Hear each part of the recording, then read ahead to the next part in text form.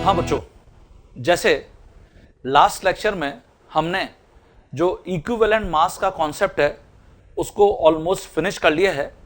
और students, last class में आपको मैंने एसिड का इक्विवेलेंट मास कैसे कैलकुलेट करते हैं, बेस का इक्विवेलेंट मास कैसे कैलकुलेट करते हैं, और बहुत इंपॉर्टेंट ऑक्सीडेंट और रिडक्टेंट का इक्विवेलेंट मास कैसे कैलकुलेट करते हैं, ये हमने ऑब्जर्व किया था।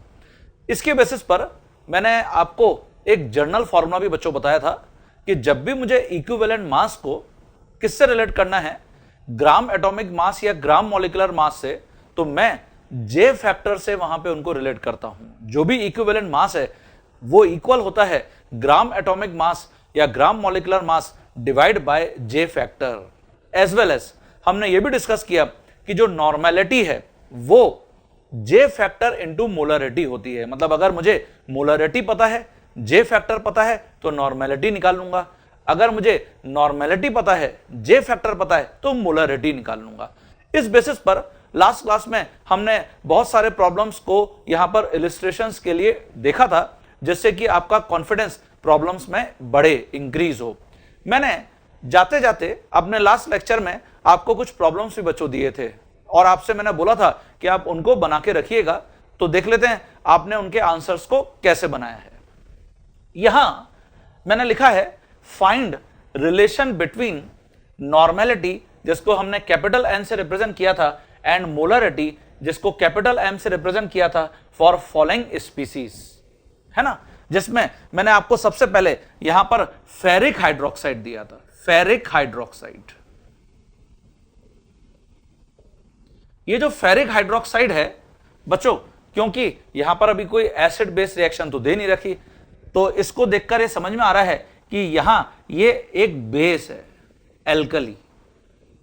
और जब भी हम बेस के लिए जे फैक्टर लिखते हैं तो यहां जो जे फैक्टर होगा, जे फैक्टर वो एसिडिटी के इक्वल होगा।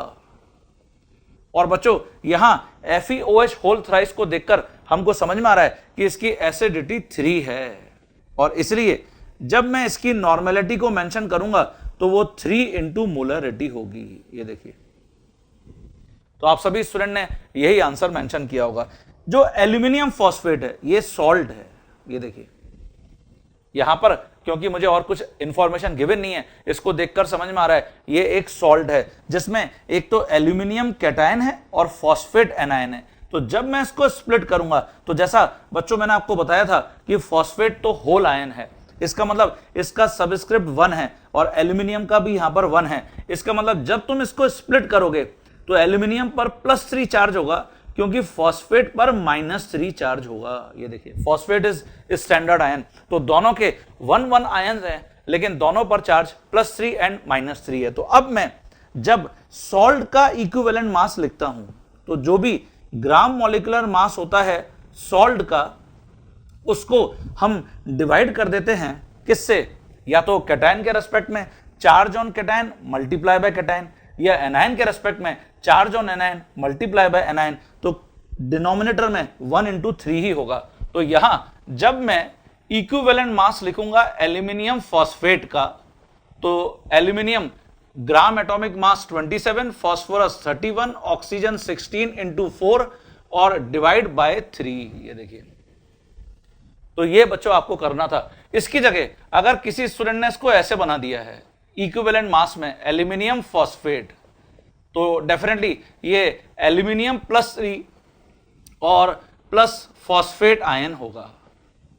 आप सोच रहे होंगे कि सर हमने यहां इक्विवेलेंट मास लिखा है, मुझे तो नॉर्मेलिटी और मोलरिटी में रिलेशन बताना था। तो बच्चों यहां जे फैक्टर ये है, ये देखिए, तो ये मैंने इक्विवेलेंट मास आपको बता दिया कि हम एल्यूमिनियम फॉस्फेट का कैसे कैलकुलेट करते हैं। ये ऑलरेडी जब हम इक्विवेलेंट मास कैलकुलेट कर रहे थे तो वहां पर हमने डिस्कस भी किया था। तो बच्चों अगर यहां पे तुमको नॉर्मेलिटी और मोलरिटी को रिलेट करना था तो जे फैक्टर, क्योंकि यहां 3 है, तो नॉर्मेलिटी और मोलरिटी में ये रिलेशन होगा। ये देखिए, तो आपको अभी आंसर ये रिपोर्ट करना था कि नॉर्मेलिटी 3 टाइम्स है मोलरिटी के। ऐसे ही जो एल्यूमिनियम सल्फेट है, तो जब आप एल्यूमिनियम सल्फेट को देख रहे हैं तो ये तो फिर सॉल्ट है, और अगर आप यहां स्प्लिटिंग करेंगे एल्यूमिनियम सल्फेट की तो इट गिव्स 2 एल्यूमिनियम +3 और +3 सल्फेट -2। तो देखिए, चाहे तुम कैटायन के रेस्पेक्ट में देखो चाहे एनायन के रेस्पेक्ट में, तो कैटायन के रेस्पेक्ट में 3 चार्ज 2 आयन, तो 3 × 2। इसका मतलब यहां जो जे फैक्टर है सॉल्ट के केस में, तो वो charge on cation multiply by number of cation, तो 3 × 2। या एनायन के रेस्पेक्ट में charge on anion multiply by number of anion, तो भी 3 × 2। हमेशा इक्वली वैल्यू आएगी, तो 6 आएगा। ये देखिए, तो एल्यूमिनियम सल्फेट के केस में आपने जे फैक्टर इतना लिखा होगा, और इसलिए जब मैं इसका नॉर्मेलिटी लिखूंगा तो वो 6 टाइम्स मोलरिटी के होगा। ये देखिए, तो बच्चों ये आपको आंसर यहां पे रिपोर्ट करना था। अच्छा, पोटेशियम हैलोएट, ये देखिए पोटेशियम हैलोएट, अगर ये चेंज बच्चों आपको गिवन नहीं होता तब मैं पोटेशियम हैलोएट को एक सॉल्ट की तरह ट्रीट करता, लेकिन क्योंकि यहां आपको चेंज गिवन है तो फिर मुझे कैलकुलेट करना चाहिए चार्ज ऑन एवरी एटम, है ना। तो यहां पोटेशियम +1 पर एटम, ऑक्सीजन -2, हेलोजन +5 और यहां हेलोजन 0। तो देखिए, जो हेलोजन है +5 से 0, इसका मतलब क्या हो रहा है, रिड्यूस हो रहा है, रिडक्शन। तो बेटा आपको यहां पर पोटेशियम हैलोएट को क्या कंसीडर करना है कि ये रिड्यूस हो रहा है, मतलब दूसरों को क्या करेगा, ऑक्सीडाइज करेगा। तो यहां पोटेशियम हैलोएट हम सॉल्ट की तरह कंसीडर नहीं कर सकते, क्योंकि मुझे यहां पे केमिकल चेंज गिवन है। हमको किसकी तरह कंसीडर करना है, एन ऑक्सीडेंट, हम ऑक्सीडेंट की तरह कंसीडर करेंगे, जो दूसरों को ऑक्सीडाइज करके खुद क्या हो जाते हैं, रिड्यूस हो जाते हैं। और इस सिचुएशन में जो जे फैक्टर है वो TCION होगा, total change in oxidation number. तो total change in oxidation number +5 से 0, कितने का चेंज हो रहा है, 5 का। ये देखिए, और इसलिए आप यहां जब नॉर्मेलिटी और मोलरिटी को रिलेट करेंगे तो 5 टाइम्स होगी मोलरिटी के। ये देखो, तो बच्चों आप सभी इसको बहुत ध्यान से नोट कर लिए होंगे। आप अपने आंसर्स को चेक कर लीजिए, जहां पर भी आपके एरर हुई उसको करेक्ट कर लीजिए। होना नहीं चाहिए था, लेकिन हो गया तो कोई दिक्कत की बात नहीं है। नेक्स्ट टाइम अब हम ध्यान रखेंगे, तो हम ये प्रैक्टिस करते रहेंगे। नाउ इक्विवेलेंट मास को कैलकुलेट करने के जो मेथड्स थे वो तो हमने डिस्कस कर लिए हैं।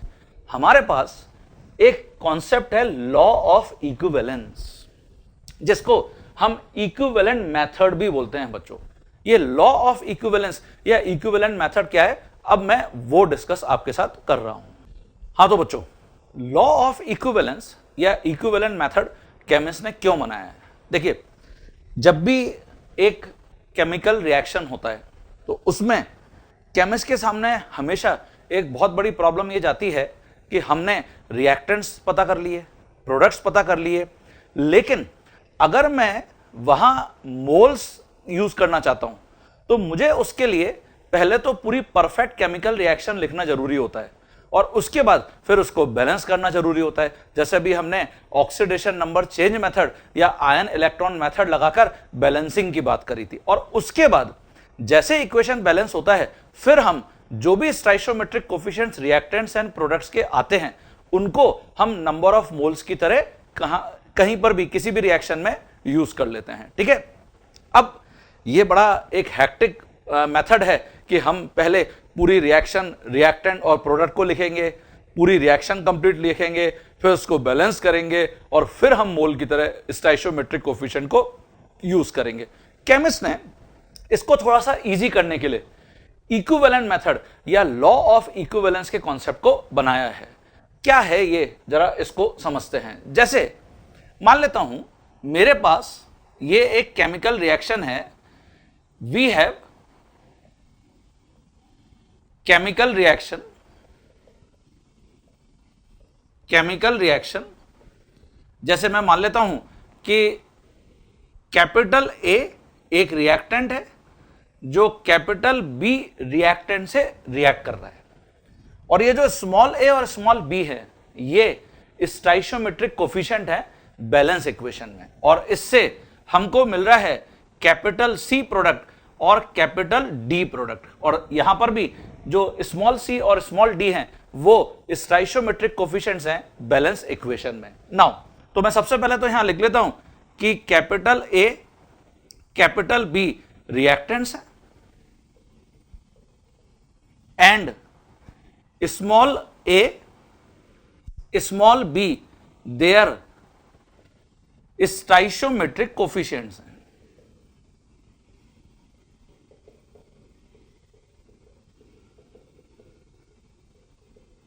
ये देखिए, एंड ऐसे ही जो कैपिटल सी कैपिटल डी हैं वो प्रोडक्ट्स हैं और जो स्मॉल सी स्मॉल डी हैं वो फिर स्टाइशियोमेट्रिक कोफिशिएंट्स हैं।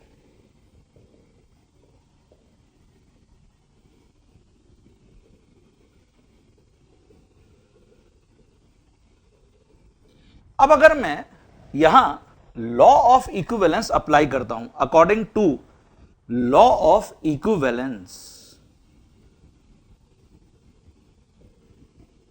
तो बच्चों देखिए क्या है ये लॉ। According to law of equivalence जो भी रिएक्टेंट एंड प्रोडक्ट्स हैं उनके इक्विवेलेंट या ग्राम इक्विवेलेंट हमेशा इक्वल होंगे irrespective of the values of their stoichiometric coefficients. मतलब स्टाइशियोमेट्रिक कोफिशिएंट्स की कोई भी वैल्यू क्यों ना हो उससे यहां पर कोई फर्क नहीं पड़ रहा, हमेशा जो भी रिएक्टेंट और प्रोडक्ट हैं उनके इक्विवेलेंट या ग्राम इक्विवेलेंट हमेशा इक्वल होंगे। तो according to law of equivalence हम यहां पर लिखेंगे इक्विवेलेंट ऑफ ए, इक्विवेलेंट या हमने इसको बच्चों ग्राम इक्विवेलेंट भी लिखा था,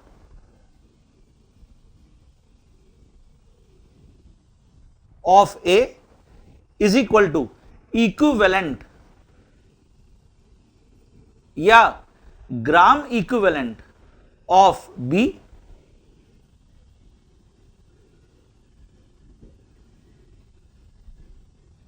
इज इक्वल टू, यहां मैं लिख देता हूं अब इसको इक्विवेलेंट और gram equivalent of C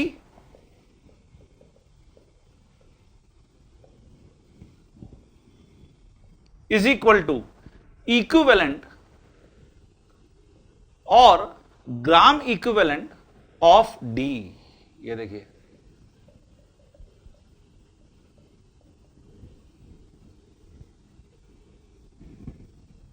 without using their stoichiometric coefficients हमने सभी के इक्विवेलेंट या ग्राम इक्विवेलेंट को इक्वेट कर दिया, दे आर इक्वल। ये मैं नहीं बोल रहा हूं, ये कौन बोल रहा है? Law of equivalence. तो इसका बेनिफिट क्या होगा?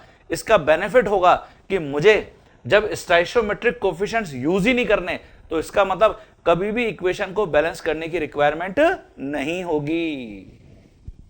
Benefit of equivalent method.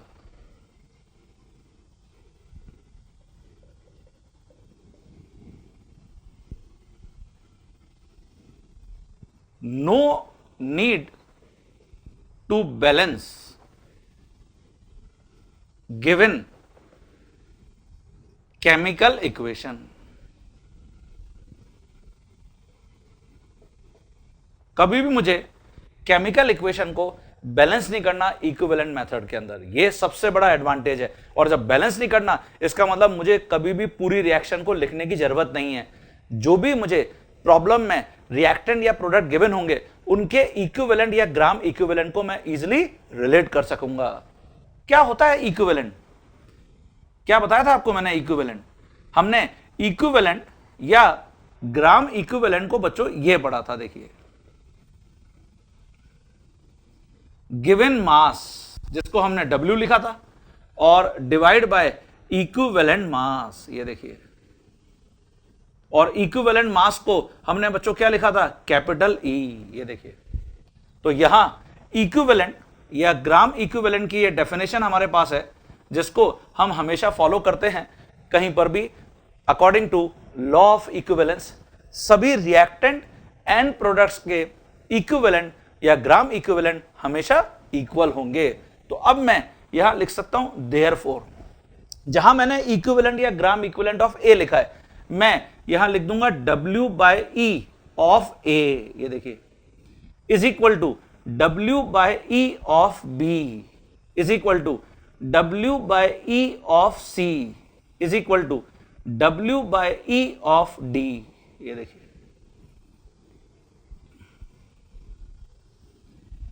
ये लॉ ऑफ इक्विवेलेंस है। या इसको हम अगर और एक्सपेंड करेंगे तो mass of A divided by equivalent mass of A, mass of B divided by equivalent mass of B, mass of C divided by equivalent mass of C, mass of D divided by equivalent mass of D।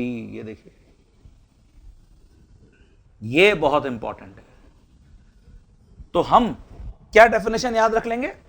Law of equivalence की definition हो गई, हमेशा reactant and product के जो equivalent या gram equivalent हैं वो equal होते हैं irrespective of the values of their respective stoichiometric coefficients. तो मैं यहां पर इसको मेंशन कर दूंगा डेफिनेशन को, ये सभी स्टूडेंट्स ने अपनी कॉपी में लिख लिया है, ठीक है? इसको ढंग से नोट कर लीजिए। ये डेफिनेशन अब हम मेंशन करते हैं और फिर इसको प्रॉब्लम्स के ऊपर अप्लाई करके देखते हैं। अच्छा, ये जो मेथड है, केमिस्ट ने सबसे पहले इस मेथड को मेटल्स के इक्विवेलेंट मास को कैलकुलेट करने में यूज किया था। कैसे, वो मैं आपको अब बताऊंगा। हां बच्चों, जैसे मैं इसकी डेफिनेशन अब लिख देता हूं, definition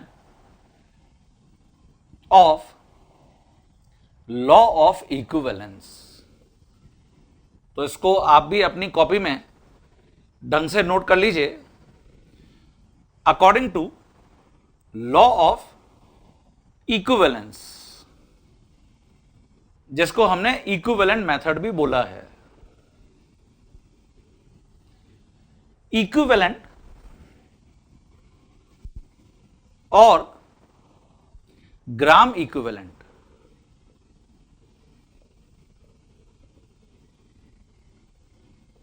of reactants and products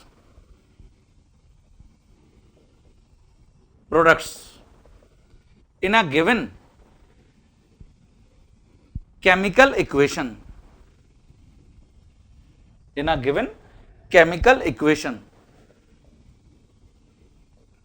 are always equal,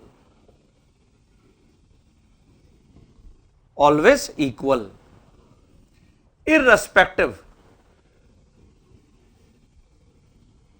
of the values of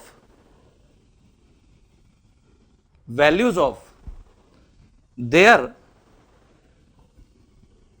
respective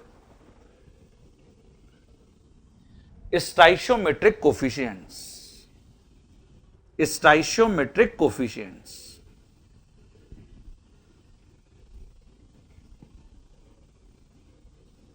तो इसको हम नाउ ऑनवर्ड्स याद रखेंगे लॉ ऑफ इक्विवेलेंस के नाम से, ठीक है? लॉ ऑफ इक्विवेलेंस के अकॉर्डिंग इक्विवेलेंट और gram equivalent of reactants and products in a given chemical equation are always equal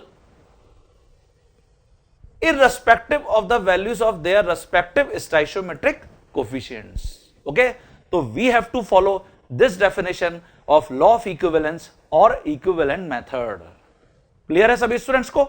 तो अब मैं इस मेथड के क्या एडवांटेजेस हैं, कुछ एप्लीकेशंस इस मेथड की बता रहा हूं और प्रॉब्लम्स मैं आपको इस मेथड से रिलेटेड बताऊंगा, ठीक है? हां बच्चों, जैसे मैं यहां पे लिख रहा हूं applications of law of equivalence।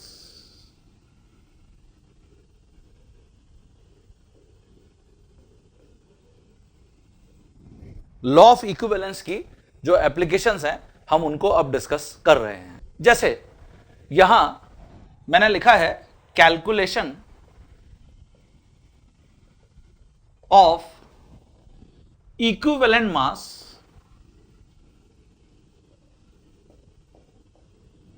Equivalent mass, इसको हम कैपिटल ई से रिप्रेजेंट करते हुए आ रहे हैं, इक्विवेलेंट मास ऑफ मेटल। मैं मेटल का इक्विवेलेंट मास कैलकुलेट करना चाहता हूं और इसके लिए हमारे पास यहां केस 1 में bye formation of its metal hydride.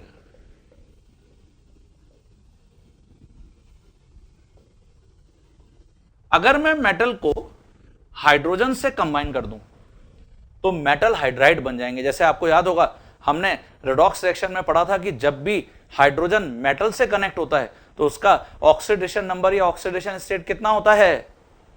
-1। बिल्कुल सही बोल रहे हो आप, है ना। तो bye formation of its metal hydride. यहां पे कौन सा मेटल है इससे कोई फर्क नहीं पड़ रहा, क्यों? मुझे बैलेंस तो करना ही नहीं है। तो देखिए मैं यहां पे मेटल, इसको कैपिटल M मान लेता हूं, इसका रिएक्शन मैं हाइड्रोजन गैस से करा रहा हूं, ये हाइड्रोजन गैस है और दोनों के रिएक्शन से मुझे यहां पर मिल रहा है मेटल हाइड्राइड। ये देखिए,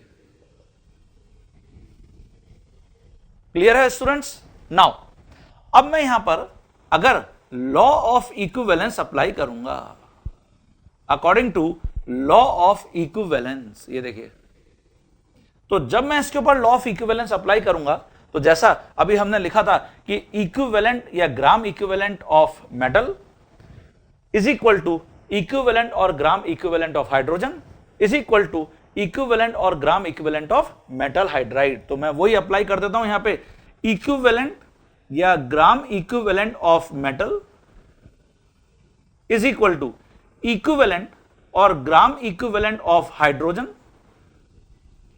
इज इक्वल टू इक्विवेलेंट और gram equivalent of metal hydride. ये देखिए,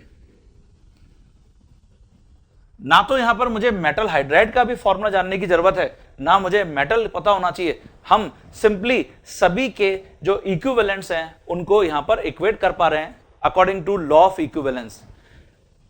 अगर मैं इक्वेशन को बैलेंस करता तब मुझे फिर यहां पर यह पता होना जरूरी था कि मेटल क्या है, मेटल हाइड्राइड का फॉर्मूला क्या है, लेकिन यहां पर तो हमको स्टोइचियोमेट्रिक कोएफिशिएंट्स यूज ही नहीं करने बच्चों।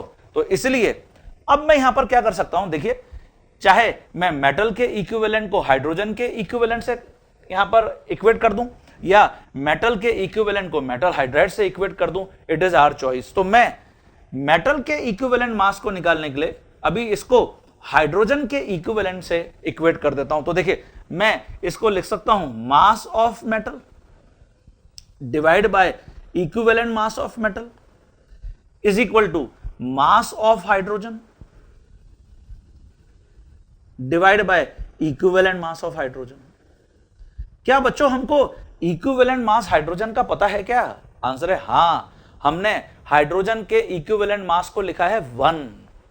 अगर एग्जैक्ट इक्विवेलेंट मास लिखेंगे तो 1.008 ग्राम। ओके, और मुझे यहां इक्विवेलेंट मास कैलकुलेट करना है मेटल का, तो देयरफॉर यहां जो फॉर्मूला बन जाएगा equivalent mass of metal is equal to mass of metal divide by mass of hydrogen और multiply by equivalent mass of hydrogen. ये देखिए,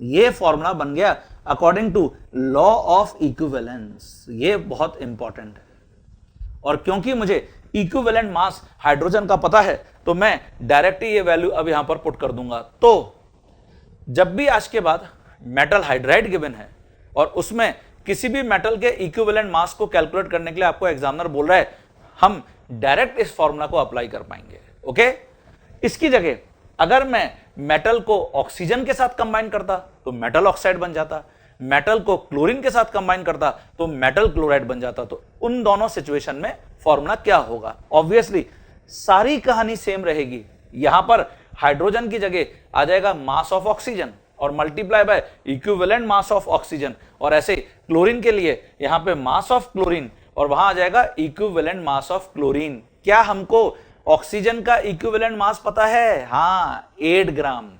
क्लोरीन का इक्विवेलेंट मास पता है? हां, 35.5 ग्राम। तो बच्चों वो भी मैं यहां पर एप्लीकेशंस मेंशन कर रहा हूं।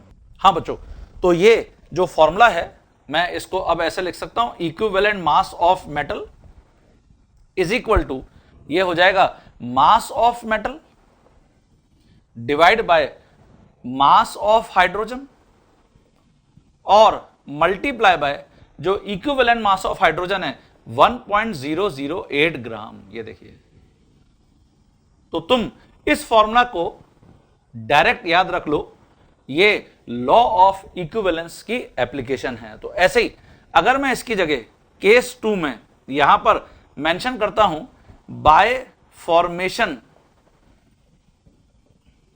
ऑफ इट्स मेटल ऑक्साइड, अगर मैं मेटल का इक्विवेलेंट मास कैलकुलेट करना चाह रहा हूं इसके मेटल ऑक्साइड को बनाकर, तो कैसे करूंगा? तो इसके लिए फिर वही मेटल, जैसा हमने वहां पर भी कैपिटल एम अज्यूम किया था, इसको मैं ऑक्सीजन के साथ रिएक्ट करा रहा हूं और इससे हमको मेटल ऑक्साइड मिल रहा है। ये देखिए मेटल ऑक्साइड, और मैं जब इसके ऊपर लॉ ऑफ इक्विवेलेंस अप्लाई करूंगा according to law of equivalence, तो इस सिचुएशन में हम यहां पर मेंशन करेंगे W/E of metal is equal to W/E of oxygen is equal to W/E of metal oxide. ये देखिए, और अगेन क्योंकि मुझे ऑक्सीजन का इक्विवेलेंट मास पता है तो मैं इन दोनों क्वांटिटीज को इक्वेट कर दूंगा। तो मैं यहां पर लिख पाऊंगा equivalent mass of metal is equal to mass of metal divide by mass of oxygen और multiply by equivalent mass of oxygen. ये देखिए, और क्योंकि मुझे इक्विवेलेंट मास ऑफ ऑक्सीजन पता है तो मास of metal divide by mass of oxygen multiply by ये हो जाएगा 8 ग्राम। तो ये आपको इक्विवेलेंट मास मेटल का बताने के लिए फॉर्मूला हो गया इन टर्म्स ऑफ ऑक्साइड। ये देखिए, क्लियर है स्टूडेंट्स? तो आप इसको भी अपनी कॉपी में नोट कर लीजिए। ये भी एप्लीकेशन है लॉ ऑफ इक्विवेलेंस की। Whenever we want to determine equivalent mass of metal with respect to its oxide, तो हम इस फॉर्मूला को अप्लाई करेंगे। With respect to its hydride, तो हम इस फॉर्मूला को अप्लाई करेंगे। अगर इसकी जगह क्लोराइड होता तो मैं वहां पे अब लिखूंगा। हाँ बच्चों, अगर मैं इसकी जगह यहां पर लिखता हूं मेटल क्लोराइड का फॉर्मेशन करके मैं इक्विवेलेंट मास मेटल का कैलकुलेट करना चाह रहा हूं, तो देखो कैसे करेंगे। इसके लिए मैंने मेटल फिर वही कैपिटल एम अज्यूम कर लिया है, इसको मैं क्लोरीन के साथ रिएक्ट करा रहा हूं, इससे मेटल क्लोराइड बन रहा है, मेटल क्लोराइड। और फिर लॉ ऑफ इक्विवेलेंस अगर मैं अप्लाई करता हूं तो मेटल का इक्विवेलेंट या gram equivalent is equal to chlorine का जो इक्विवेलेंट या ग्राम इक्विवेलेंट है उसके इक्वल है, इज इक्वल टू यहां पर मेटल क्लोराइड, मेटल क्लोराइड इसके इक्विवेलेंट या ग्राम इक्विवेलेंट के इक्वल है। ओके, अब मैं फिर वही मेटल और क्लोरीन इन दोनों के इक्विवेलेंट को इक्वेट कर दिया हूं, तो मेटल का mass divided by equivalent mass of metal, metal मतलब क्लोरीन का mass divided by equivalent mass of chlorine, और इससे अगर मैं मेटल का इक्विवेलेंट मास कैलकुलेट करूंगा तो ये हो जाएगा mass of metal divided by mass of chlorine into equivalent mass of chlorine. We have to follow this formula. Okay, तो इस फॉर्मूला में अगर मैं क्लोरीन के इक्विवेलेंट मास को पुट कर दूं 35.5 ग्राम, तो हमारे पास अगर मेटल का मास पता है, क्लोरीन का मास पता है, इक्विवेलेंट मास क्लोरीन का ऑलरेडी नोन है ही, तो हम क्या कैलकुलेट कर सकते हैं? मास, इक्विवेलेंट मास किसका? मेटल का। अब मैं आपको कुछ प्रॉब्लम्स इसके साथ अप्लाई करके बताता हूं। हाँ बच्चों, जो लॉ ऑफ इक्विवेलेंस या इक्विवेलेंट मेथड अभी हमने पढ़ा उसके ऊपर बेस्ड 1 बाय 1 मैं कुछ प्रॉब्लम्स आपको यहां पर डिस्कस कर रहा हूं, तो आपको ये कॉन्सेप्ट भी बिल्कुल क्लियर हो जाएगा कि आज के बाद जब भी मुझे किसी केमिकल इक्वेशन पर लॉ ऑफ इक्विवेलेंस अप्लाई करना है तो मैं हमेशा कैसे अप्लाई करूंगा। ठीक है, अच्छा, प्रॉब्लम्स को डिस्कस करने से पहले जो अभी हमने क्लोरीन मतलब मेटल क्लोराइड बनाया था और उसके लिए मैंने मास ऑफ मतलब इक्विवेलेंट मास ऑफ मेटल लिखा था, तो देखिए ये फॉर्मूला मैंने यहां पर लिखा हुआ है, equivalent mass of metal is equal to mass of metal divided by mass of chlorine multiply by जो हमने लिखा था इक्विवेलेंट मास ऑफ क्लोरीन, तो वो 35.5 ग्राम अब मैंने यहां पर पुट कर दी है वैल्यू। तो अगर मेटल का मास पता है, क्लोरीन का मास पता है तो मैं बहुत इजीली इक्विवेलेंट मास मेटल का कैलकुलेट कर लूंगा। Okay, clear? चलिए, मैंने यहां पे प्रॉब्लम लिखा है 9.44 ग्राम of a metal oxide is formed by the combination of 5 gram of the metal. Calculate the equivalent weight of the metal. Metal का आपको equivalent mass, equivalent weight calculate करना है। आपको यहां पर ऑप्शंस भी गिवन हैं, तो सबसे पहले क्या क्या गिवन है वो डेटा लिख लेना चाहिए। मुझे यहां पर मास मेटल ऑक्साइड का गिवन है, कितना गिवन है बच्चों? 9.44 ग्राम। ये देखिए, मुझे मास मेटल का गिवन है 5 ग्राम। तो ऑब्वियस है जो मेटल ऑक्साइड है वो मेटल प्लस ऑक्सीजन से मिलकर बना हुआ है, तो इसका मतलब क्या हम यहां से मास ऑफ ऑक्सीजन कैलकुलेट कर सकते हैं क्या? आंसर होगा यस।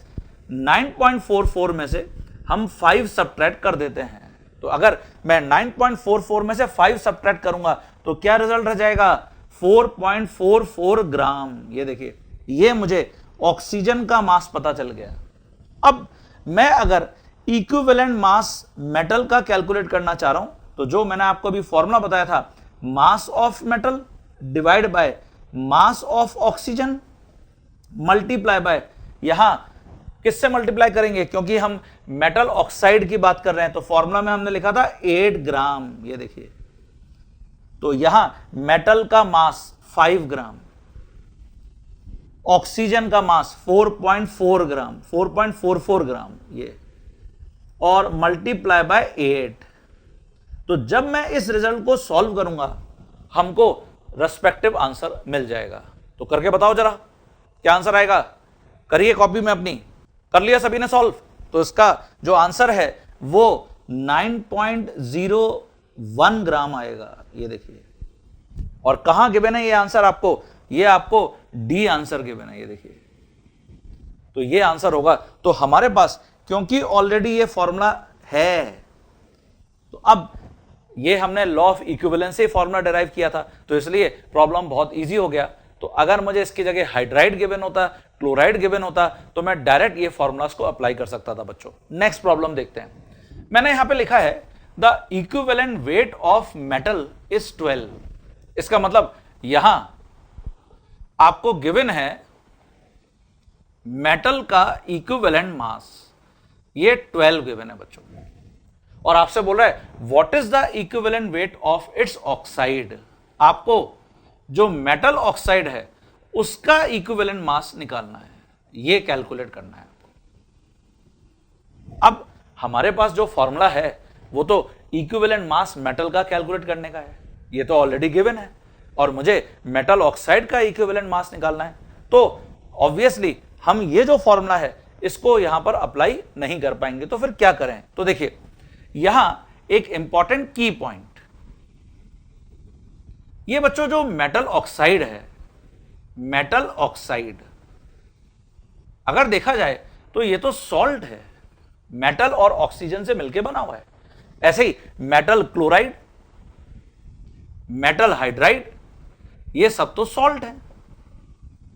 और जब भी हम सॉल्ट के इक्विवेलेंट मास को कैलकुलेट करते हैं तो आपको याद होगा हमने क्या किया था? सॉल्ट का इक्विवेलेंट मास कैसे कैलकुलेट किया था? ऐसे कैलकुलेट किया था, कैटायन का इक्विवेलेंट मास प्लस एनायन का इक्विवेलेंट मास। ये देखिए, तो यहां अगर मैं मेटल ऑक्साइड की बात कर रहा हूं, मेटल ऑक्साइड, तो मैं इसको कैसे लिख सकता हूं? मैं लिख सकता हूं मेटल का इक्विवेलेंट मास प्लस ऑक्सीजन का इक्विवेलेंट मास, ऑब्वियसली जो ऑक्साइड फॉर्म में होगा। तो क्या मुझे मेटल का इक्विवेलेंट मास गिवन है क्या? 12। क्या मुझे ऑक्सीजन का इक्विवेलेंट मास पता है क्या? 8। तो देखिए आंसर आ गया 12 प्लस 8 कितना हो गया बच्चों? 20 ग्राम। तो ये बहुत इंपॉर्टेंट टिप है कि ये जो ऑक्साइड्स हैं, क्लोराइड्स हैं, हाइड्राइड्स हैं, दे आर एक्चुअली सॉल्ट्स। ये तो सॉल्ट्स ही हैं। ओके, ऑब्वियसली ये हम आगे पढ़ेंगे कि ये एसिडिक कंपाउंड भी हो सकते हैं, ये बेसिक कंपाउंड भी हो सकते हैं जो ऑक्साइड्स होते हैं। और कई न्यूट्रल ऑक्साइड्स होते हैं, तो वो बच्चों हम आगे डिस्कस करेंगे। ये क्लियर हो गया सभी स्टूडेंट्स को? तो 20 ग्राम यहां पर आपको कहां गिवन है? ए ऑप्शन में गिवन है, इसलिए आपको ए को टिक करके आना था। क्लियर? नेक्स्ट प्रॉब्लम देखते हैं। यहां मैंने लिखा है if equivalent of oxalic acid, oxalic acid ये भी आपको मैंने रिडॉक्स रिएक्शन में बताया था जब हम पढ़ रहे थे, वहां पे क्या इंपॉर्टेंट रिडक्टेंट्स, तो इंपॉर्टेंट रिडक्टेंट्स की टेबल को जाकर देखना, वहां पे हमने ऑक्सैलिक एसिड लिखा हुआ है H2C2O4। अभी यहां पर हमको ऑक्सैलिक एसिड के इक्विवेलेंट गिवन है। ओके, कितने गिवन है? 0.24 इंटू 10 की पावर -2। तो फिर बोल रहा है कैलकुलेट करिए इक्विवेलेंट ऑफ ऑक्सलेट आयन। जो भी ऑक्सलेट आयंस हैं, C2O4 -2 हमने इसको बोल रखा है बच्चों। ये भी आपको वहां इंपॉर्टेंट रिडक्टेंट्स में टेबुलर फॉर्म में देखने को मिलेगा। ऑप्शंस आपको गिवन है, ये सारे ऑप्शंस हैं। नोटा, नोटा का मतलब क्या है? नन ऑफ द अबव, इनमें से कोई भी आंसर सही नहीं है। तो अब कैसे अप्लाई करेंगे इसको? भाई ये ऑक्साइड, क्लोराइड या हाइड्राइड तो है नहीं, तो मैं आपको करके बताता हूं। हाँ बच्चों, ये जो प्रॉब्लम है इसके अंदर अगर मैं लॉ ऑफ इक्विवेलेंस अप्लाई करता हूं, according to law of equivalence, तो जब बच्चों इसके ऊपर तुम लॉ ऑफ इक्विवेलेंस अप्लाई करोगे, जो ऑक्सैलिक एसिड है H2C2O4, इसमें कौन कौन से आयंस हैं? तो देखिए, क्योंकि ये एक एसिड है, अगर आप चाहें तो, क्योंकि यहां हाइड्रोजन 2 दिख रहे हैं, तो इसका मतलब ये हमको 2H+ सप्लाई करेगा, 2H+, और प्लस ऑक्सलेट आयन सप्लाई करेगा, इट इज C2O4 -2। ये देखिए ऑक्सलेट आयन। लेकिन जब भी हम लॉ ऑफ इक्विवेलेंस अप्लाई करते हैं, हमको कभी भी इक्वेशन को बैलेंस करने की जरूरत तो है ही नहीं, no need to use coefficients. तो अगर मैं सिंपली भी H+ और C2O4 -2 लिखता तो भी मैं बहुत इजीली आंसर रिपोर्ट कर सकता था। अब according to law of equivalence हम लिख सकते हैं कि W/E of H2C2O4 is equal to W/E of H+ is equal to W/E of oxalate ion. ये देखिए, और आपको गिवन है यहां पे, गिवन क्या गिवन है? ऑक्सैलिक एसिड के आपको इक्विवेलेंट गिवन है, इक्विवेलेंट ऑफ ऑक्सैलिक एसिड। तो ये आपको गिवन है 0.24 इंटू 10 की पावर -2। क्या ये इक्विवेलेंट H+ आयन के भी इक्विवेलेंट हैं क्या? यस। क्या यही इक्विवेलेंट ऑक्सलेट आयन के भी इक्विवेलेंट हैं क्या? यस। ये देखिए, तो चाहे आपसे एग्जामिनर ऑक्सलेट आयन के इक्विवेलेंट पूछे या H+ आयन के इक्विवेलेंट पूछे, आपको सेम ही रिजल्ट यहां पर रिपोर्ट करना है, 2 से मल्टीप्लाई नहीं करना है। क्योंकि हमने अभी लिखा लॉ ऑफ इक्विवेलेंस के अंदर हम कभी भी इक्वेशन को बैलेंस नहीं करते, सिंपली जितने भी रिएक्टेंट्स या प्रोडक्ट्स हैं उनके हम इक्विवेलेंट को इक्वेट कर देते हैं, इक्वल कर देते हैं। तो इसलिए यहां मैं मेंशन कर दूंगा कि W/E जो C2O4 -2 का है, जिसको हम इक्विवेलेंट बोलते हैं, वो 0.24 इंटू 10 की पावर -2 है। एंड ऐसे ही जो W/E है H+ आयन का, वो इक्विवेलेंट है H+ आयन के, अगेन इक्वल टू 0.24 इंटू 10 की पावर -2। ये देखिए, ये आंसर है बच्चों। क्लियर हो गया सभी स्टूडेंट्स को? कुछ और प्रॉब्लम यहां पर ऐड करते हैं। हाँ बच्चों, नेक्स्ट जो प्रॉब्लम हम यहां पर देख रहे हैं उसको डिस्कस करते हैं। देखिए, ये मैंने लिखा है 14.7 gram of sulphuric acid was needed to dissolve 16.8 gram of a metal. मतलब मेटल को यहां पर सल्फ्यूरिक एसिड के अंदर डिसॉल्व किया गया। Calculate the equivalent weight of the metal. आपको मेटल का इक्विवेलेंट वेट बताना है, and the volume of hydrogen liberated at STP। जब भी हम एक मेटल को एसिड के अंदर डिसॉल्व करते हैं तो हाइड्रोजन गैस इवॉल्व होती है, तो हमको जो हाइड्रोजन गैस यहां पर लिबरेट हो रही है उसका भी वॉल्यूम यहां पर मेजर कर रहा है। ओके, अब मैं यहां पर अगर रिएक्शन यहां पर प्रॉब्लम को पढ़ के समझ पा रहा हूं तो वो ये है, देखिए H2SO4 मेटल से कंबाइन हो रहा है, ऑब्वियसली मेटल सल्फेट बन रहा होगा, कौन सी मेटल है इससे अभी हमको यहां पर कोई मतलब नहीं है, ओके। और हाइड्रोजन गैस लिबरेट हो रही है, तो हमको इसका वॉल्यूम मेजर करना है एसटीपी पर। अब अगर मैं यहां पे लॉ ऑफ इक्विवेलेंस अप्लाई करता हूं, क्योंकि मुझे मेटल नहीं पता तो मैं इक्वेशन को तो वैसे भी बैलेंस नहीं कर सकता यहां पर, और लॉ ऑफ इक्विवेलेंस में हमको इक्वेशन को बैलेंस करने की रिक्वायरमेंट भी नहीं है, तो मैंने सीधे यहां पे लॉ ऑफ इक्विवेलेंस अप्लाई कर दिया। मैं क्या लिख सकता हूं, मैं लिख सकता हूं कि सल्फ्यूरिक एसिड के जो इक्विवेलेंट है वो इक्वल है मेटल के इक्विवेलेंट के, इज इक्वल टू, ये इक्वल हैं W/E ऑफ हाइड्रोजन के, ये इक्वल हैं W/E मेटल सल्फेट के, ओके।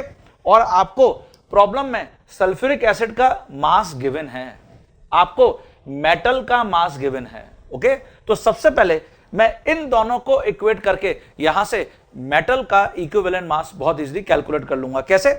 ये हो जाएगा mass of sulphuric acid divided by equivalent mass of sulphuric acid is equal to mass of metal divided by equivalent mass of metal. क्या बच्चों sulphuric acid का इक्विवेलेंट मास कैलकुलेट करना अब आपको आता है? आंसर है हां। कैसे? जब भी सल्फ्यूरिक एसिड से रिलेटेड कोई भी इंफॉर्मेशन गिवन नहीं है तो हम इसको एक एसिड की तरह ट्रीट कर रहे हैं, और जब ये एसिड है तो इसकी क्या होती है? बेसिसिटी। तो इसलिए यहां पर जे फैक्टर कितना होगा सल्फ्यूरिक एसिड का? 2 होगा। तो जो इसका ग्राम मॉलिक्यूलर मास है 98, मैं उसको 2 से डिवाइड कर दूंगा तो 49 ग्राम इक्विवेलेंट मास आ गया है इसका। देखिए, तो मैंने यहां पर सल्फ्यूरिक एसिड का जो मास है 14.7 उसको डिवाइड 49 ग्राम से कर रखा है, इज इक्वल टू मेटल का मास 16.8 है, तो यहां से मुझे इक्विवेलेंट मास मेटल का मिल जाएगा, तो वो इक्विवेलेंट मास मेटल का हो जाएगा 16.8, है ना, और मल्टीप्लाई बाय 49 डिवाइड बाय 14.7, तो ये 56 ग्राम आ गया बच्चों। ये आपका आंसर है। लेकिन आपको वॉल्यूम जो हाइड्रोजन गैस का है वो भी यहां पर कैलकुलेट करना है जो लिबरेट हुई है एसटीपी पर। तो देखिए, मैं फिर लॉ ऑफ इक्विवेलेंस यहां पर अप्लाई करूंगा। अब मैं क्या करूंगा, मैं मेटल का मास जानता हूं, नोन मास है 16.8, और अब मेटल का इक्विवेलेंट मास भी मैं जानता हूं जो 56 है। इसको मैं इक्वेट कर देता हूं इक्विवेलेंट ऑफ हाइड्रोजन से, जो हो जाएगा mass of hydrogen divided by equivalent mass of hydrogen. अब देखिए, यहां एक कॉन्सेप्ट आता है बच्चों, वो है जिसको हम यहां पर बोलते हैं कि जो एवोगैड्रो ने डिफाइन किया था, जैसे अपन ने एवोगैड्रो नंबर डिस्कस किया है, वैसे एवोगैड्रो लॉ भी है। क्या? अगर टेम्परेचर एंड प्रेशर कांस्टेंट है, जैसे हमको यहां पर एसटीपी गिवन है, टेम्परेचर और प्रेशर कांस्टेंट है, तो एवोगैड्रो के अकॉर्डिंग जो भी मोल्स होते हैं, जो भी मास होता है, वो हमेशा वॉल्यूम के डायरेक्टली प्रोपोर्शनल होता है। तो इसको हम एवोगैड्रो लॉ भी बोलते हैं, एवोगैड्रोस लॉ। तो जो एवोगैड्रोस लॉ है वो एट एसटीपी, मतलब कांस्टेंट टेम्परेचर एंड प्रेशर पर गैस का जो वॉल्यूम होता है वो हमेशा डायरेक्टली प्रोपोर्शनल होता है उस गैस के नंबर ऑफ मोल्स के। इसको हम बोलते हैं एवोगैड्रोस लॉ। और नंबर ऑफ मोल्स इसका मतलब mass divided by gram molecular mass, okay. तो यहां पर जो मास गिवन है हाइड्रोजन का, मैं उसको डायरेक्टली प्रोपोर्शनल मान सकता हूं वॉल्यूम ऑफ हाइड्रोजन के, एंड जो इक्विवेलेंट मास यहां पर हाइड्रोजन का है, मैं उसको डायरेक्टली प्रोपोर्शनल मान सकता हूं इक्विवेलेंट वॉल्यूम ऑफ हाइड्रोजन के। अब आप फिर सोचेंगे कि सर ये इक्विवेलेंट वॉल्यूम क्या होता है? तो देखिए, इक्विवेलेंट वॉल्यूम, जैसे बच्चों हमने मोलर वॉल्यूम पढ़ा है, मोलर वॉल्यूम क्या है हमने आपको डिफाइन किया था कि 1 मोल गैस सब्सटेंस का एसटीपी पर जो वॉल्यूम होता है वो होता है 22.4 लीटर। बिल्कुल सही, याद आ रहा है आपको? तो मोलर वॉल्यूम हाइड्रोजन गैस का भी 22.4 लीटर है एसटीपी पर, और क्योंकि ये 1 मोल हाइड्रोजन गैस का है, इसमें 2 मोल हाइड्रोजन एटम्स के होंगे। अब इक्विवेलेंट वॉल्यूम क्या होता है? ऑब्वियसली इक्विवेलेंट वॉल्यूम की डेफिनेशन होगी वो वॉल्यूम जो 1 इक्विवेलेंट सब्सटेंस का होता है। और 1 इक्विवेलेंट सब्सटेंस में, जैसे अगर मैं 1 इक्विवेलेंट हाइड्रोजन की बात करता हूं बच्चों, तो बताओ कितने मोल हाइड्रोजन एटम होते हैं? हाँ, आपका आंसर बिल्कुल सही आ रहा है। 1 इक्विवेलेंट हाइड्रोजन में 1 मोल हाइड्रोजन एटम होते हैं, जो हमने इक्विवेलेंट की डेफिनेशन पढ़ी है। बिल्कुल सही, आपको सही याद आ रहा है। तो इसका मतलब यह हुआ कि अगर मैं 1 मोल हाइड्रोजन एटम के वॉल्यूम को कैलकुलेट कर लूंगा तो इसी को हम इक्विवेलेंट वॉल्यूम बोलेंगे। तो व्हाट इज इट्स डेफिनेशन, ये आप अपनी कॉपी में लिखना चाहें तो लिख लीजिए। Equivalent volume of a given substance at STP is that volume of it जो 1 इक्विवेलेंट सब्सटेंस का होगा, which is equal to volume of 1 equivalent substance. Okay, तो in case of hydrogen atom, 1 mole hydrogen atom का जो भी volume होगा वो उसका इक्विवेलेंट वॉल्यूम होगा। तो इसलिए मैंने यहां पे लिखा है इक्विवेलेंट वॉल्यूम ऑफ हाइड्रोजन, क्योंकि ये वॉल्यूम है of 1 equivalent of hydrogen atom. Okay, तो 1 इक्विवेलेंट ऑफ हाइड्रोजन एटम, इसका मतलब 1 मोल ऑफ हाइड्रोजन एटम। तो मैं 22.4 लीटर को 2 से डिवाइड कर दूंगा तो ये मुझे इक्विवेलेंट वॉल्यूम मिल जाएगा हाइड्रोजन का। तो ये 11.2 लीटर आ गया बच्चों। तो वापस मैं आपको यहां पे रिवाइंड कर देता हूं। एवोगैड्रोस लॉ, जब भी मैं किसी गैसियस सब्सटेंस को स्टैंडर्ड टेम्परेचर और प्रेशर पे लूंगा तो उसका जो वॉल्यूम होगा उस गैस का, वो हमेशा उस गैस के नंबर ऑफ मोल्स के डायरेक्टली प्रोपोर्शनल होगा। टेम्परेचर फिक्स है, प्रेशर फिक्स है, तो फिर volume is directly proportional to number of moles. ये आपको एक फॉर्मूला भी मैंने बताया था, PV is equal to NRT. ठीक है, और जो इक्विवेलेंट वॉल्यूम की डेफिनेशन है, it is a volume of 1 equivalent substance at STP. तो हमने इसलिए यहां पे इक्विवेलेंट वॉल्यूम हाइड्रोजन का लिख लिया 11.2 लीटर। तो अब प्रॉब्लम सॉल्व हो गया।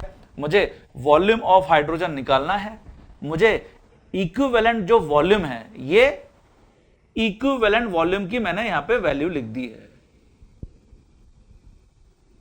वो है 11.2 लीटर। तो देखिए यहां वॉल्यूम ऑफ हाइड्रोजन ये हो जाएगा,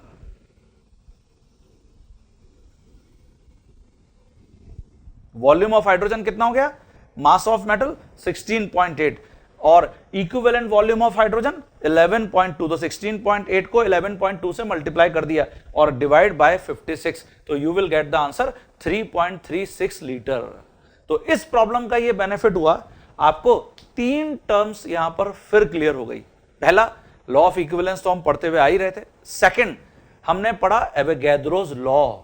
एवोगैड्रोस लॉ, एवोगैड्रो नंबर तो हमने पढ़ा था, एवोगैड्रो लॉ भी हमने आज पढ़ लिया कि हम जब भी किसी गैस को एसटीपी पर लेते हैं तो उस गैस का जो वॉल्यूम होता है वो उसकी नंबर ऑफ मोल्स के डायरेक्टली प्रोपोर्शनल होता है। और थर्ड पॉइंट, इक्विवेलेंट वॉल्यूम, ये आपने अपनी कॉपी में लिख लिया होगा, चेक कर लीजिए वापस इसकी डेफिनेशन आपने क्या लिखी है। It is the volume of 1 equivalent substance at STP.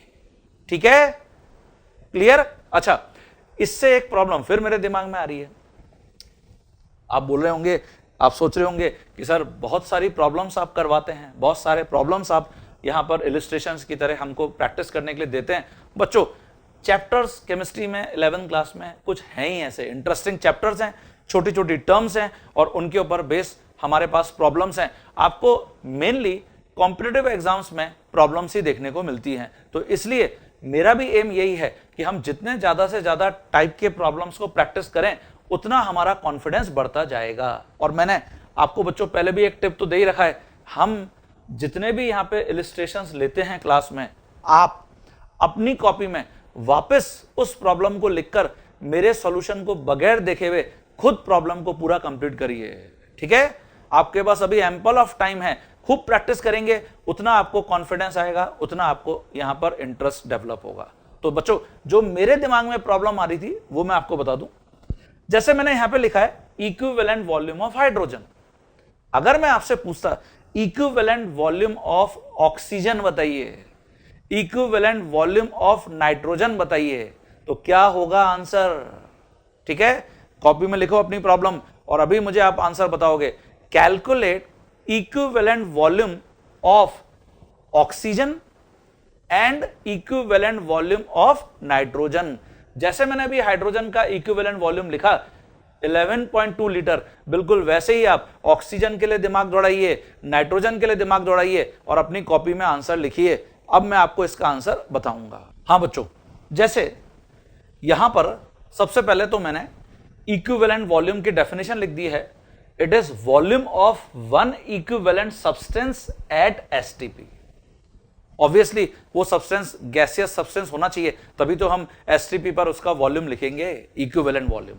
And फिर मैंने आपसे पूछा था calculate equivalent volume of hydrogen, oxygen and nitrogen respectively. तो देखिए इक्विवेलेंट वॉल्यूम हमने अभी हाइड्रोजन गैस का एसटीपी पर 11.2 लीटर लिख दिया है। नाउ अब आपको यहां पर इक्विवेलेंट वॉल्यूम कैलकुलेट करना है ऑक्सीजन का। यह आपको कैलकुलेट करना है एसटीपी पर। तो सबसे पहले हम गुरु मंत्र को याद करेंगे। तो क्या है गुरु मंत्र? अगर 1 मोल O2 गैस एसटीपी पर होता तो 22.4 लीटर वॉल्यूम ऑक्यूपाई करता और इसमें 2 मोल ऑक्सीजन एटम्स होते। ये देखिए, और हम जानते हैं कि जो 1 इक्विवेलेंट ऑक्सीजन होता है, 1 इक्विवेलेंट ऑफ ऑक्सीजन,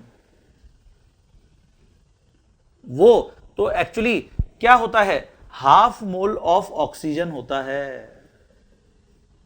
ये बच्चों हमको पता है ऑलरेडी। ओके, तो अब जब 2 मोल ऑक्सीजन एटम्स इतना वॉल्यूम ऑक्यूपाई करता है तो हाफ मोल ऑक्सीजन कितना करेगा? तो मैं यहां लिख रहा हूं because 2 mole oxygen atoms occupied 22.4 litre volume at STP.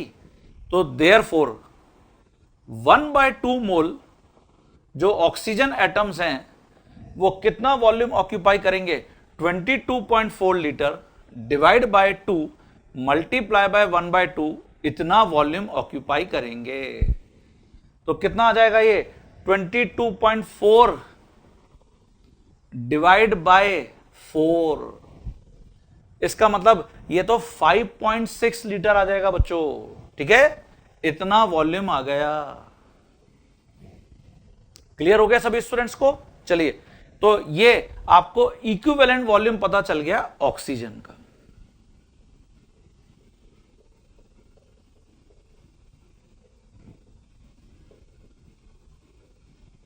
और ऐसे ही अगर मैं यहां एंड ऑल्सो, अगर मुझे इक्विवेलेंट वॉल्यूम नाइट्रोजन का निकालने को बोला जा रहा है,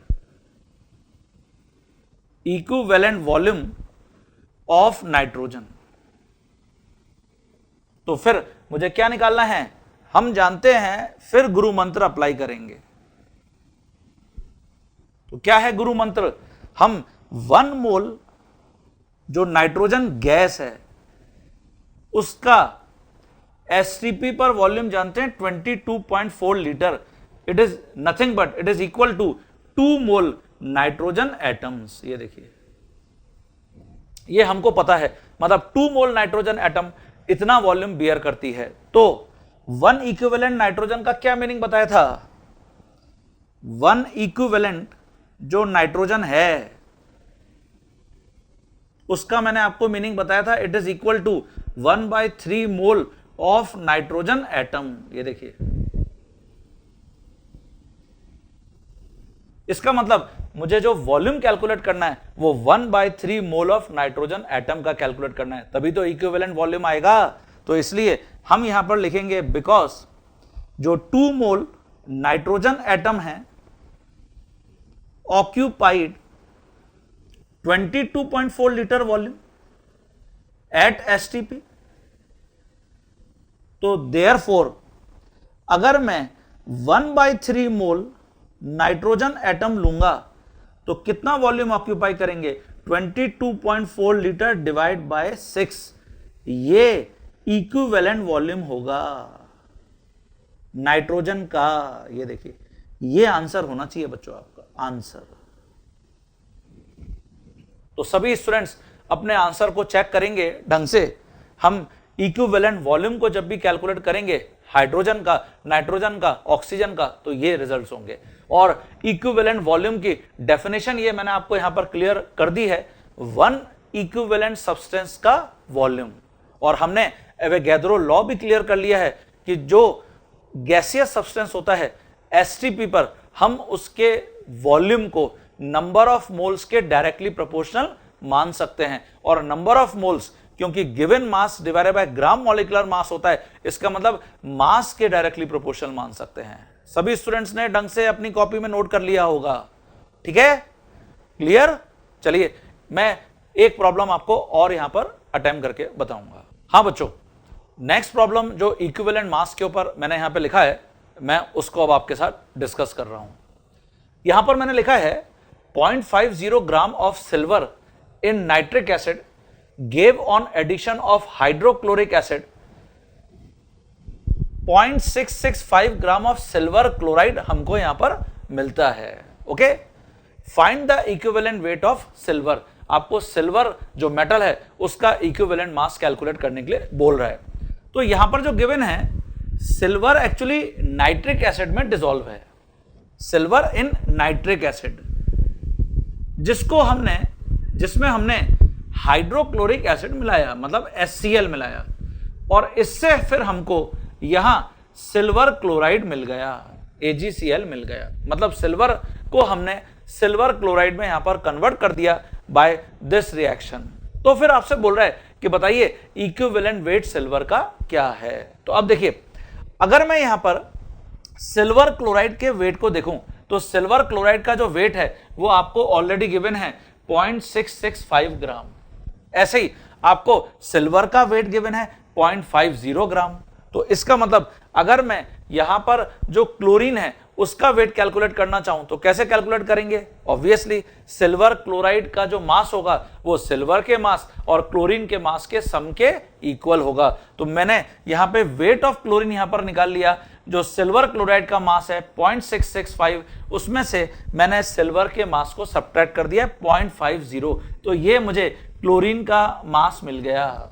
ओके, अब जो हमने क्या लिखा था मेटल का इक्विवेलेंट मास कैलकुलेट करने का क्लोराइड के टर्म्स में, तो वो हमने ये फॉर्मूला लिखा था, देखिए इक्विवेलेंट मास ऑफ मेटल जो यहां पे सिल्वर है is equal to mass of silver divided by mass of chlorine multiply by 35.5 ग्राम।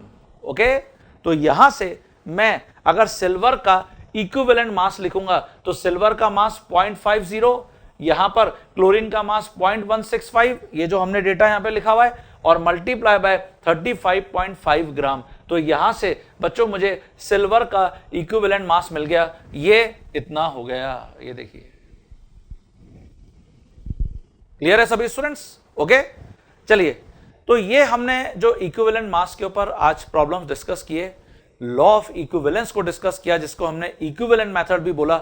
मुझे लगता है कि आपको कॉन्सेप्ट क्लियर हुआ होगा। जब हम नेक्स्ट क्लास में मिलेंगे स्टूडेंट्स, तो मैं आपको इक्विवेलेंट मेथड के साथ हमारे पास एक और बहुत इंटरेस्टिंग मेथड है मोल मेथड, उसको डिस्कस करूंगा। और सेम प्रॉब्लम को, एक ही प्रॉब्लम को हम मोल मेथड से भी अटेम्प्ट करके देखेंगे और इक्विवेलेंट मेथड से भी अटेम्प्ट करके देखेंगे, तो आपका कॉन्फिडेंस और बढ़ जाएगा। मतलब केमिस्ट ने अपनी कन्वीनियंसी के लिए इक्विवेलेंट मेथड, मोल मेथड, ये सब बना रखे हैं, जिससे कि हम जो केमिकल इक्वेशन से रिलेटेड प्रॉब्लम्स हैं उनको हम इजीली सॉल्व कर सकते हैं। तो वो हम नेक्स्ट क्लास में कुछ और प्रॉब्लम्स को डिस्कस करेंगे, हम मोल मेथड के कॉन्सेप्ट को भी डिस्कस करेंगे। आज हम यहां पर इस लेक्चर को फिनिश कर रहे हैं। एक प्रॉब्लम मैंने आपके सामने लिखा है, मैं चाहूंगा कि ये प्रॉब्लम आप सॉल्व करिए, इसका आंसर मैं आपको अभी बताऊंगा। क्या है problem? How many Na electrons are present in 5.1 gram of ammonia. अगर मैं 5.1 ग्राम ऑफ अमोनिया लेता हूं तो उसमें कितने Na इलेक्ट्रॉन्स हैं? सिंगल इंटीजर क्वेश्चन है ये बच्चों। मतलब आपका जो आंसर आपको रिपोर्ट करना है वो 1 2 3 4 5 Na, तो 1 2 3 4 5 में से क्या आंसर हो सकता है वो आपको मुझे बताना है। आपका समय शुरू होता है अब। करिए, दिमाग लगाइए। आपको नंबर ऑफ इलेक्ट्रॉन्स कैलकुलेट करने हैं। और हमने ये लास्ट जो क्लासेस हमारे जो लास्ट लेक्चर्स हुए हैं उसमें मैंने इस टाइप की आपको बहुत सारी प्रॉब्लम्स करके बताई हैं। तो आप सभी स्टूडेंट से बनना चाहिए, करिए फास्ट, जल्दी जल्दी सोचिए कैसे हम कैलकुलेट करेंगे। ओके, नंबर ऑफ इलेक्ट्रॉन्स आपको कैलकुलेट करने हैं। तो इसके लिए मैंने आपको गुरु मंत्र बताया था, वो आपको यहां पर अप्लाई करना है। ठीक है, हाँ बिल्कुल सही हम अप्रोच कर रहे हैं, बनना चाहिए सभी स्टूडेंट से। तो चेक करिए क्या आपने सही आंसर बनाया है। ठीक है, तो मैं आपको यहां पर हिंट दे देता हूं बच्चों। मैंने आपको गुरु मंत्र बताया था, जब भी हम इलेक्ट्रॉन्स निकालते हैं, चाहे वो टोटल इलेक्ट्रॉन्स हो या वैलेंस इलेक्ट्रॉन्स हो, हमेशा पहले वन मॉलिक्यूल में नंबर ऑफ इलेक्ट्रॉन्स पता कर लेते हैं। तो अगर मैं यहां वन मॉलिक्यूल अमोनिया देख रहा हूं तो इसमें टोटल इलेक्ट्रॉन्स कितने होंगे? नाइट्रोजन का एटॉमिक नंबर 7, हाइड्रोजन का 1 into 3, तो 7 + 3, इसका मतलब 10 इलेक्ट्रॉन्स हैं। ये देखिए, तो ये आपने एक मॉलिक्यूल में सबसे पहले नंबर ऑफ इलेक्ट्रॉन्स पता कर लिए। अब जो मुझे 5.1 ग्राम अमोनिया गिवन है, मैं सबसे पहले नंबर ऑफ मॉलिक्यूल्स यहां पे लिख लूंगा। तो नंबर ऑफ मॉलिक्यूल्स का फॉर्मूला क्या बताया था बच्चों? फॉर्मूला ये बताया था, mole molecules multiply by Avogadro number. ये देखिए, मोल मॉलिक्यूल्स गिवन मास जो मुझे 5.1 ग्राम गिवन है, डिवाइड बाय इसका gram molecular mass multiply by Na।